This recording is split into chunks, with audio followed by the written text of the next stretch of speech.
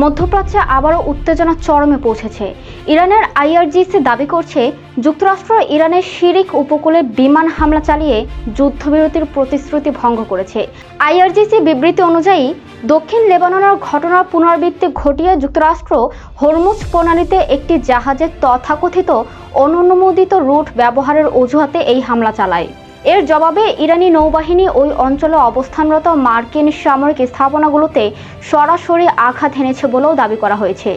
ইরানের দাবি, তথাকথিত ইসলামাবাদ সমঝোতার পঞ্চম ধারা অনুযায়ী হরমুজ প্রণালীর ট্রানজিট নিয়ন্ত্রণের অধিকার তেহরানের হাতে রয়েছে।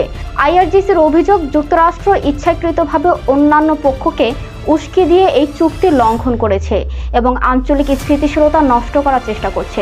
সবচেয়ে গুরুত্বপূর্ণ বিষয় হলো, আইআরজিসি ভবিষ্যতের জন্য কঠোর হুঁশিয়ারি দিয়েছে।